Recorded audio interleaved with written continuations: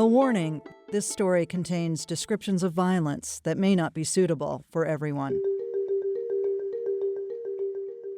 It's a Wednesday night, and I'm driving back from an assignment in western Maine when 2 police cars go screaming past me. I'm just a few minutes from my house when my husband calls. He says he's just gotten an alert on his phone. Active shooter in Lewiston.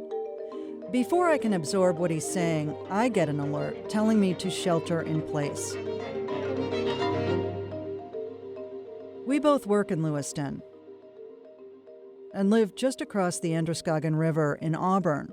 Locals call these the Twin Cities, or the other LA, the smaller, less glamorous version, about as far from Hollywood as you can get. We're about 45 minutes north of Portland. We're not on the coast, not deep in the woods. These are former mill towns built by French Canadians and other immigrants who came to work in shoe factories and textile mills more than 100 years ago. Around here, it's not uncommon for people to work more than one job. They take their kids to football and cheerleading practice and meet up for burgers and beers, the occasional cornhole game. Multiple victims, multiple victims. Scanner traffic and police reports on social media say the shooter has hit 2 places, a bowling alley and a bar. They're about 4 miles apart. I know the bowling alley, everyone does. It's where we took our kids to birthday parties when they were little, and one of the few places in town families can hang out. I tell my husband I'm heading there, and I'm not sure when I'll be back. He tells me to please be careful. Outside the bowling alley, police cars are everywhere. The road is blocked off. I get out in a nearby parking lot and watch as a sheriff's deputy directs a group of people into a building. Then he sees me. "Leave immediately," he yells. "There's been a mass shooting. No one is safe out here."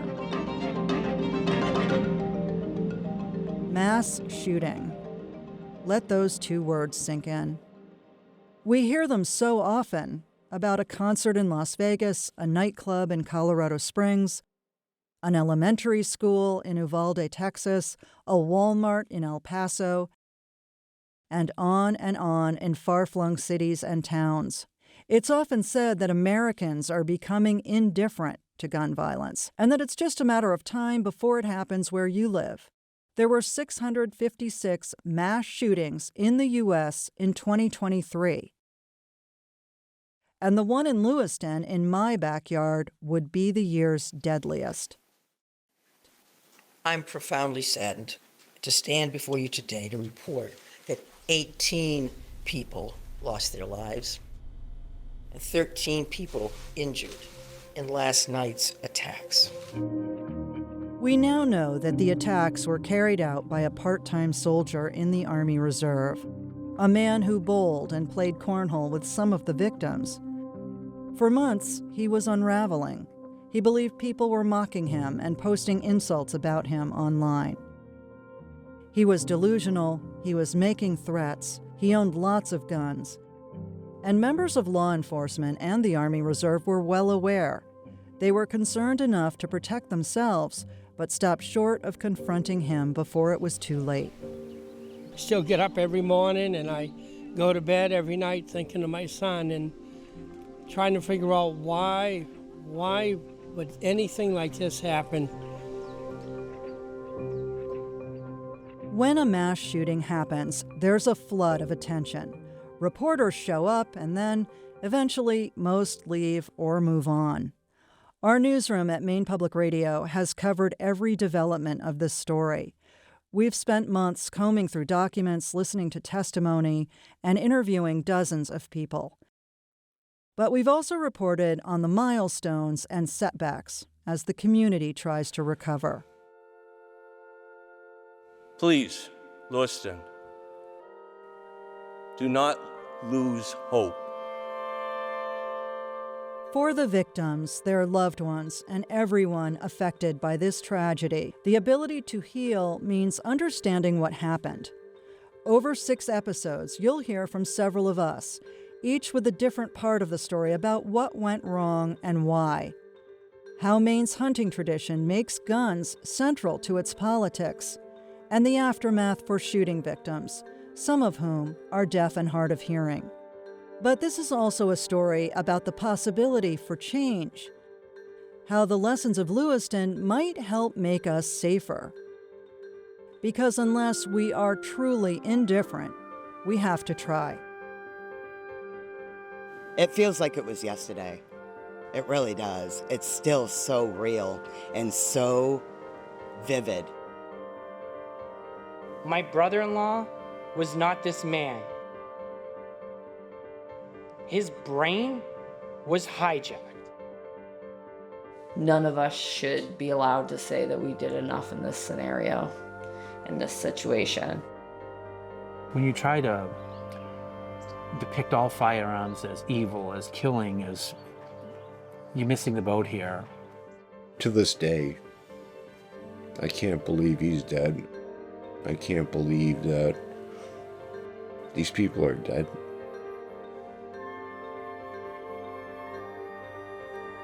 From Maine Public Radio, the Portland Press Herald, and Frontline PBS, this is Breakdown.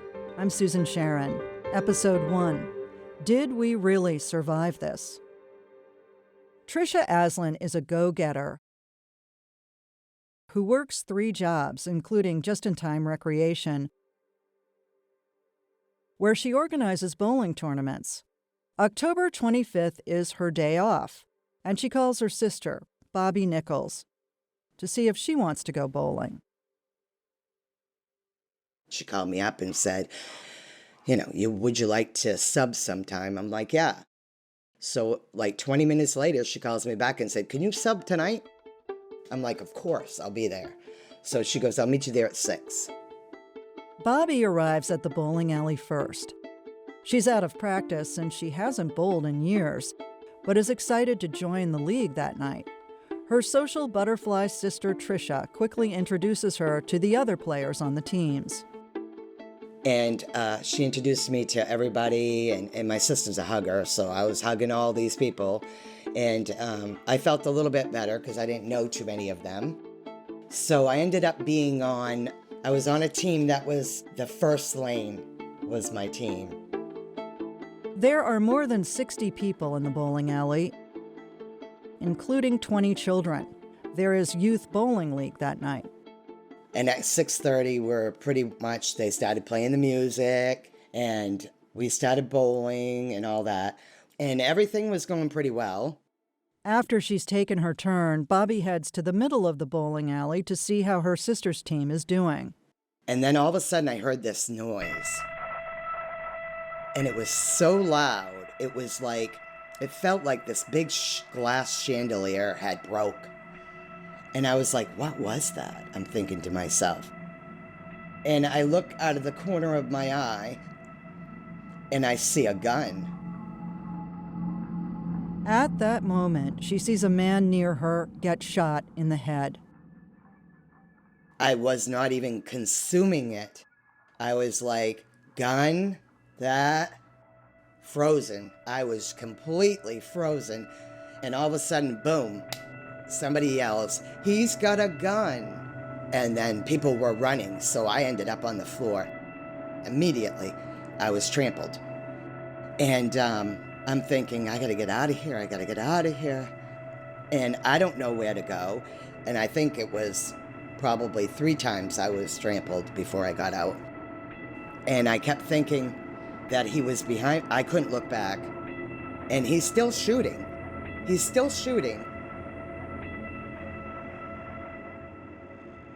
Bruised and bleeding from being knocked down, Bobby scrambles across several lanes to a back door and gets outside. It was dark. There was no street lights out there because you're going outside the back of the building. And I'm running with my bowling shoes on. She runs toward a fence with 6 or 7 other people. We're not talking. We're like, shh. Because we don't know where he is. So we're hiding behind trees. I'm just trembling and crying. And we're all like, I can't believe this. This guy's crazy. I don't know. And I'm crying, and I'm like, I want my sister out of there. I want her out of that building. I want her out. Bobby and Tricia have always been close, even though they are 4 years apart. Growing up, the family had a small farm. Both sisters were tomboys who shared a room, but Bobby says Tricia is the more athletic one. She was one of the first girls to play Babe Ruth baseball on a boys' team. She's also friendly, funny, and down to earth. We're sitting in Bobby's small kitchen in Auburn. It's been months since the shooting, and she tells me that it's still hard to process. She's haunted by the images she saw that night inside the bowling alley and the chaos outside. It felt like, an hour, but it was only like 10 minutes, and the cops were there, and they were everywhere. And they were in SWAT gear, and they had like lights on their head. And finally we decided as a group that we have to go out. We have to get out there. We end up putting our hands up, and we end up saying, don't shoot, don't shoot, don't shoot. The cops came running, 3 or 4 of them. They came running, and they surrounded us, and they said, let's go, let's run, let's go. And they're telling us, just stay on the lawn so we can protect you. And I'm like, where's my sister? Where's my sister? And nobody's telling me nothing, and nobody's saying anything. Finally, Bobby sees one of the owners of the bowling alley, who's also a good friend of her sister's. So I said, where's Tricia? Where's Tricia? And she doesn't say anything. She says, I'm so sorry. And I said, what? She goes, So I'm hugging her at this time. And we both go to the ground, and we're both crying. And she goes, I'm sorry, she didn't make it. And I think I'm going crazy because this can't be happening. I was distraught. I was traumatized. I had deep pain from knowing that she was dead. They put me in an ambulance, and I kept saying, I'm going to be okay, but I wasn't okay. I couldn't breathe. While police respond to the bowling alley, the shooter drives across town. He leaves his car running outside Schmenge's Bar and Grill. Schmenge's is a popular place to play cornhole, darts, and pool. It has a friendly vibe. You don't have to be a local to feel welcome. I pass it almost daily on my way to work. There was probably 40, 50 of us there playing cornhole. We all pretty much had our tables we sat at with our friends and ordered food and had drinks or beers, water, whatever it was. Ben Dyer is a last-minute sub for the Cornhole League. Also playing that night, a group of deaf players and friends. There were other people in the restaurant just eating. There was a couple people playing pool. So it was just a normal Wednesday evening, and then all hell broke loose. Ben hears several loud pops, followed by screaming. He sees a flash of white and dives to the floor. That's when he realizes that a bullet has torn off a big chunk of his upper right arm.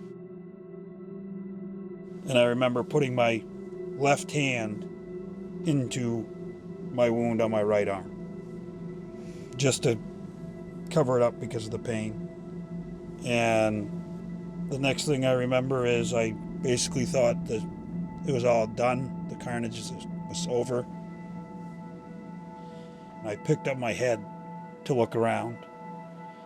And all I remember at that point is at 11 yards, the gunman pulled up on me. I saw the green light on his gun come up. I took my hand from in my arm, put my hands out in front of my face, and I must have ducked right at the right time. Badly wounded and bleeding heavily, Ben holds his breath in the dark. The power in the bar has been turned off. Someone yells, all clear, he's gone." Then Ben picks up his head and looks around. All he can see are lights from cell phones. And I was laying there, and I'm like, I'm hit. I need help now. I need help. So I had one person standing over me with a cell phone, and another one of my friends was standing in front of me. And I looked up and I said, I need you to tourniquet my arm right now or I'm going to die. He goes, I don't know how. Ben directs his friend to use his shoelace to tie his right arm as tight as possible at the highest point he can. And then the first responders arrive. One of them uses a belt to cinch up Ben's wounded shoulder. And someone else puts a tourniquet on his leg, which he hasn't realized has also been shot. Then they put him in a sheet and carry him outside. And I remember being brought out to the front steps, and the person carrying me out asked when the first ambulance was going to be there. And they were like 4 to 5 minutes because they were still dealing with what happened at the bowling alley. And the person says, we don't have 4 to 5 minutes. So he says, do you mind riding in the back of a truck? And I said, nope, as long as you get me and keep me alive. So they backed the truck up right there, picked me up and put me in the back of a truck. And one of the things I remember was I took a big deep breath when I got in, and I remember smelling deer because come to find out it was a game warden who took me out in the back of his truck. Ben is rushed to the emergency room. He's been shot 5 times. In his arm, shoulder, hands, and leg. And he's losing a lot of blood. And I told them that I was O negative. And I told them everything about me. I told them my name, my birth date, my social security number. Because if I was going to die that night, I wasn't dying of John Doe. The shooter is still at large, still unknown, but not for long. Just after 8 p.m., police release video images of a man carrying a high-powered assault rifle into the bowling alley. This is the shooter. People are advised to stay off the streets. About 30 miles away, Cara Lamb is at home with her partner John and her 18-year-old son Colby when she gets a breaking news alert on her phone about the shootings in Lewiston. You know, it was a local news headline, there's been a shooting nearby, and that's in Maine, unheard of. Then they put the picture up of him entering the bowling alley, and I sat there looking at it. He looks so familiar, but she isn't sure. Could this be her ex-husband, Robert Card, Colby's dad? She thinks about it some more. What really solidified it was where he was. He was at their bowling alley. He was at Schmeicke's. That's where he and Colby spent plenty of time together. She feels terrible asking Colby to confirm her worst fears, but she goes downstairs anyway to show him the photo. He goes, yeah, it could be Dad. And that's when I called 911. And I said who I was, that I was with Colby, and that they needed to find this person immediately. And they hung up. Cara hangs up the phone, and her first instinct is to leave the house and get somewhere safe. Nearly 6 months earlier, she and Colby had reported Robert Card, known to his family as Rob, to a school resource officer and a sheriff's deputy. He's been having delusions that people are calling him a pedophile. He's increasingly aggressive and owns at least 10 guns. Over the summer, after nearly getting into a fight with fellow reservists, Rob spent 19 days in a psychiatric hospital. He's accused Colby and other family members of turning against him. And he's been angry with Cara ever since their divorce. Plus, he knows where they live. He's been to their house. They head to a nearby police department in Topsom. At that point, I was 99% sure it was Rob, because the picture of his car had just been released, and that confirmed it because his front bumper was a different color. Cara isn't the only one who recognizes the image. Rob's sister Nicole has also contacted police. By now, a massive manhunt is underway for 40-year-old Robert Card, a trained marksman and hand grenade instructor in the Army Reserve. More than 400 law enforcement officers descend on Lewiston. People are being told to stay inside. Nerves are rattled with every suspicious sighting or unexplained noise in the dark. Police receive hundreds of calls to check out a backyard, a barn, a vacant building, and they hold the first of many press briefings to update the public. If people see him, they should not approach Card or make contact with him in any way. At the Topsom Police Department, Kara waits with John and Colby in the lobby and tries to figure out what to do. She says police are too busy trying to find Rob to talk to them and can't offer them a security detail. So Kara, John, and Colby decide not to return home. Instead, they go into hiding. After hearing that her sister has been killed at the bowling alley, Bobby Nichols is in shock. I couldn't breathe. They had to give me oxygen. My blood pressure and everything was off the charts. And they said, you need to go to the hospital. So we're taking you to the hospital. Bobby is taken to a hospital room and given some medication. State police stop by to question her. And around 2 a.m., she finally heads home. And I was so messed up that I never even called my mother. Of course, I didn't have a phone. I didn't call my brothers. I just was all done, you know? I was out of my mind and couldn't believe what had happened. About a mile away, family members and friends of those who had been shot gather at Central Maine Medical Center. The mood outside the emergency room is tense when my colleague and I show up. People are desperate for information about their loved ones. Keela Smith is Ben Dyer's fiancée. I got there and his brother and his sister were there. And I was probably 15 minutes, and they took us into a room. It was a room where there was just social workers. And I thought, oh, this isn't good. This is not going to be good. Because I work in the hospital, and I know when they bring people in a room like that, it's usually bad news. But at this, thankfully it wasn't. It was just to say that he was in serious critical condition, but he was in the ICU. It's after midnight when Keela can finally see Ben. He's been through the first of several surgeries. He's on a ventilator. He's got tubes and bandages all over his body. There's blood in his eyebrows, his hair, and his beard. In addition to his severely damaged arm and leg, he's lost a finger. Keela stands watch over him all night long. Not until the following day does she allow herself to take a break and drive to Ben's house.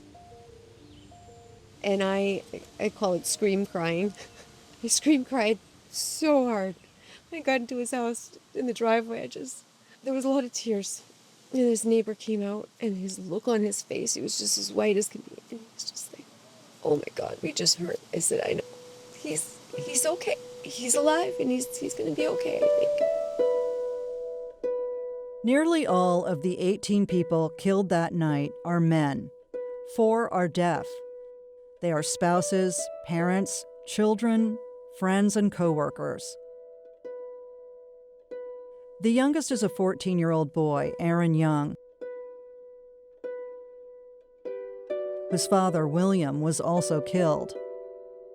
The oldest are in their 70s, a married couple, Bob Violette, who coached the Youth Bowling League, and his wife, Lucy. As a shelter-in-place order goes into a second day, people are afraid to leave the house or even walk their dogs. Schools, grocery stores, and other businesses remain closed. Streets and neighborhoods are mostly quiet. And then late Friday night, October 27th, Governor Janet Mills makes an announcement. The largest manhunt in Maine history is over. The Maine State Police have located the body of Robert Card in Lisbon. He is dead. Dead from a self-inflicted gunshot wound. For Keela Smith, it is not a relief.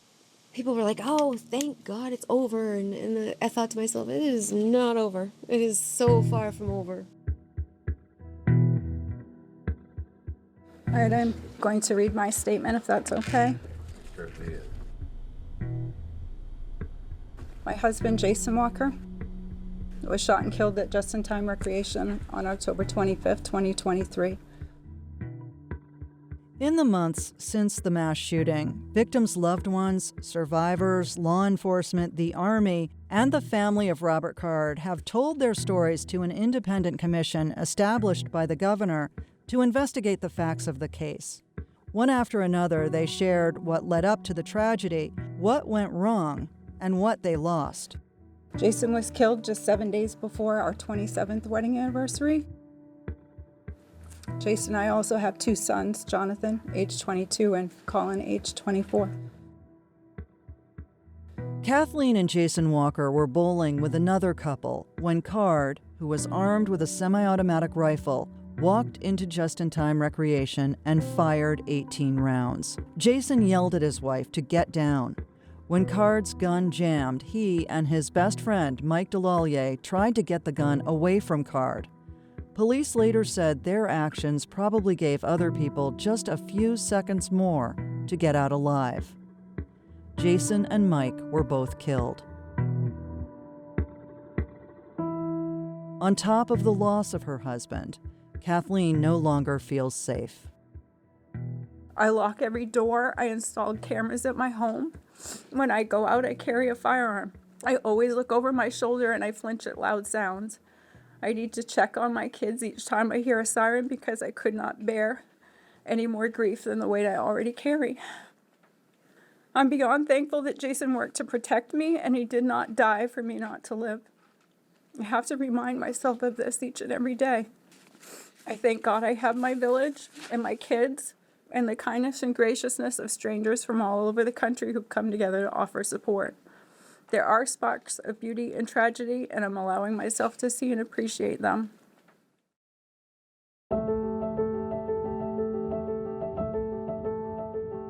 Five, 4, 3, 2, 1. Today is one of the few great days that happen, and I'm very blessed to be here for her in the revealing of the sign, and it means a lot to me, and it means everything to my sister. On a Sunday in June, I'm at Pettingill Park in Auburn, just down the street from my house. City officials are here to dedicate 2 softball fields to Bobby's sister, Tricia Aslin, who was 53 years old, and to Joe Walker, 57, the manager of Schmenge's Bar and Grill, who was killed as he confronted the shooter with a knife. Both lived in Auburn, both loved to play the game, and both were known for their generosity. Bobby talked to her sister every single day. She hasn't been able to return to work and undergoes counseling every week. A lot of days I can't leave the house. It feels like it was yesterday. It really does. It's still so real and so vivid, more so than when it happened. I couldn't connect with, is this real or not real? It takes a long time for the fog to clear. And it's hard to really separate your grief from losing your sister and dealing with being in a mass shooting. You become 2 different brains. One brain where you're fight or flight and you're afraid to go out, and the other one you're just crying because you lost, your best friend, your sister, your world. For Ben Dyer, who was critically wounded and spent 19 days in the hospital, life is now a constant series of adjustments to his physical limitations. Ben is back to playing cornhole in a supportive group of friends, including at this backyard fundraiser for one of the shooting victims' families. My first game I didn't do so well, but that's all right. I'll get better. I'm here. I'm playing. That's all that matters. He's grateful to be playing. It's just not the same. He's teaching himself to do everything with his left hand. I lost my right bicep and tricep completely, so I lost nerves. I was shot through the right hand and the left hand where I lost my right index finger completely. I've been shot through the shoulder that came out my arm. And then I was shot in the legs where I have a through and through, and then I have another one where I still have a partial bullet in my leg. My whole right side of my body is different than my left side. Ben grew up in a small town in northern Maine where outdoor recreation, including hunting, is a big part of the culture. He wasn't sure he'd ever be able to hunt again. But almost exactly a year after being shot, Ben went on a bird hunting trip with some buddies. It was a big step for him, his first time being around gunfire since October 25th, 2023. But he still isn't back to work and doesn't know when or if he'll be able to return. It's been a process of learning to say, I need help. I'm not the type of person to ask for help, but I mean, in this situation, I needed help. I mean, from the point of brushing your teeth, to bathing, to going to the bathroom, eating. I was a 47-year-old man that was now an infant. Ben has a daughter and a son, ages 11 and 12. He's trying to make sure their lives are as normal as possible, but he also relies on them and on his fiancée, Keela, to help him as he recovers.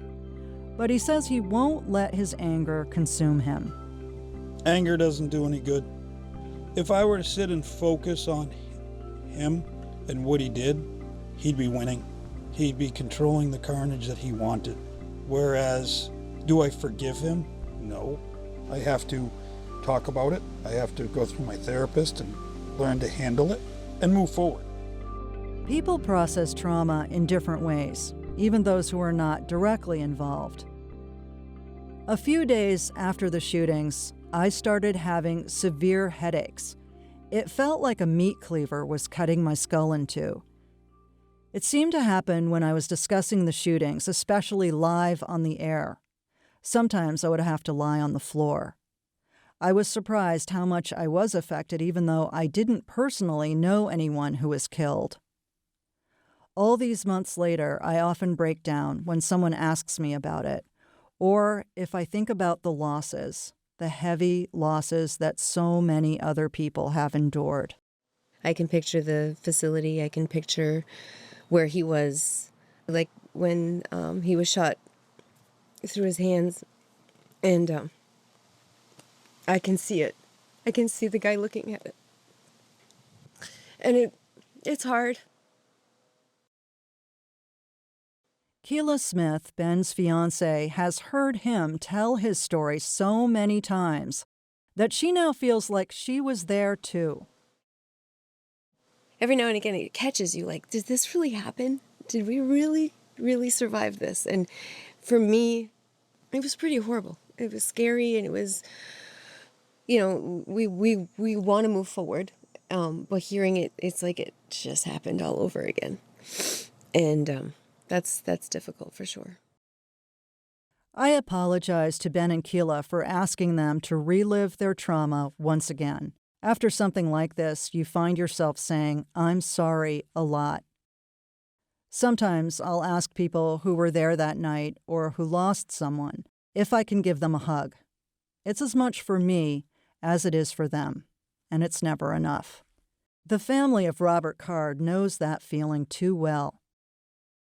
When they testified at the Shooting Commission, they spoke directly to the victims' families, and their anguish was clear. Each of your names are on our wall in our homes. As a constant reminder. Cara Lamb struggles to understand what the future now holds for her family and so many others. Life was hard enough, and then somebody did something just absolutely unthinkable, and all of our lives will be affected forever. Who we are will be affected forever, changed forever. It cannot be all bad. It has to be enough to spark some change.